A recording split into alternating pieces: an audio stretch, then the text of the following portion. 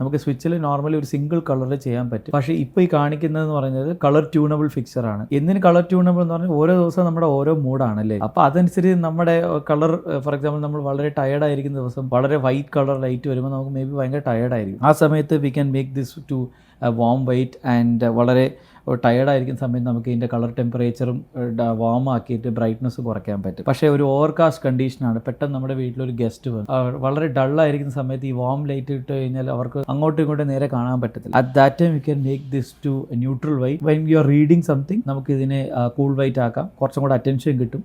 പഠിക്കുന്ന സമയത്തൊക്കെ വളരെ അഡ്വാൻറ്റേജ് ആണ്. ഓൾസോ ഇതിൽ വേറൊരു അഡ്വാൻറ്റേജ്, നമുക്ക് ഈ ലൈറ്റ് ഫിക്സറിനെ നമുക്ക് സീൻ ക്രിയേറ്റ് ചെയ്യാൻ പറ്റും. ഫോർ എക്സാമ്പിൾ നമ്മൾ ഉറങ്ങുന്ന സമയത്ത് ഗുഡ് നൈറ്റ് പ്രസ് ചെയ്താൽ കളർ അതേപോലെ ഡള്ളാവും. റീഡിങ് സമയത്ത് അതിന് അക്കോർഡിംഗ്ലി ആയിട്ടുള്ള കളർ ലൂമിൻ ലെവൽ ലൈറ്റിൽ നിന്ന് വരുന്നതായിരിക്കും. ദെൻ വർക്ക് സമയത്ത് വർക്കിംഗ് കുറച്ചും കൂടെ അറ്റൻഷൻ ഉള്ളതല്ലേ, ആ സമയത്ത് ഇതുണ്ടാവും. ദെൻ ലെജ്യൂർ സമയത്ത് നമ്മൾ ഫാമിലി ആയിട്ടൊക്കെ റിലാക്സ്ഡ് ആയിട്ടിരിക്കുമ്പോൾ ഈ സമയത്ത്, ബിക്കോസ് കൂടുതൽ കോവ് ഒക്കെ ഉള്ളതുകൊണ്ട് ഈ ലൈറ്റ് ഫിക്സറിന് ഇത്രയും കളർ ടെമ്പറേച്ചറിന്റെ ആവശ്യമേ വരത്തുള്ളൂ. ഓൾസോ ഇതിനെ നമുക്ക് ഷെഡ്യൂൾ ചെയ്യാൻ പറ്റും. ഷെഡ്യൂളിംഗ് വളരെ സിമ്പിൾ ആണ്. അതായത് നമുക്ക് ഇതിനകത്ത് ടൈം സെറ്റ് ചെയ്ത് കഴിഞ്ഞാൽ ഏത് സമയത്ത് ഏത് കളർ ടെമ്പറേച്ചർ ആണ് വർക്ക് ചെയ്യണമെന്ന് ഇത് ഓട്ടോമാറ്റിക്കലി ഇതിനകത്ത് നമുക്ക് സെറ്റ് ചെയ്ത് കഴിഞ്ഞാൽ വളരെ സിമ്പിൾ ആണ്. അതനുസരിച്ച് അത് കളർ ടെമ്പറേച്ചറിൽ ഓൺ ആവും. ദെൻ ആഫ്റ്റർ 11:30 ഓഫ് ആവണമെന്നുണ്ടെങ്കിൽ നമ്മൾ നാട്ടിലില്ലെങ്കിൽ ഓട്ടോമാറ്റിക്കലി ഓഫ് ആവും. നമ്മൾ പുറത്തുനിന്ന് വരുമ്പോൾ തന്നെ ഫുൾ ഡാർക്ക് ആയിട്ട് ഉണ്ടാവത്തില്ല. ഈ ലൈറ്റ് കളർ ടെമ്പറേച്ചർ നമുക്ക് സെറ്റ് ചെയ്തിട്ട് പോകാനേ പറ്റും. ദിസ് ഇസ് നല്ലൊരു കോൺസെപ്റ്റ് ആണ്. If you have any doubt please DM. I will be happily to help.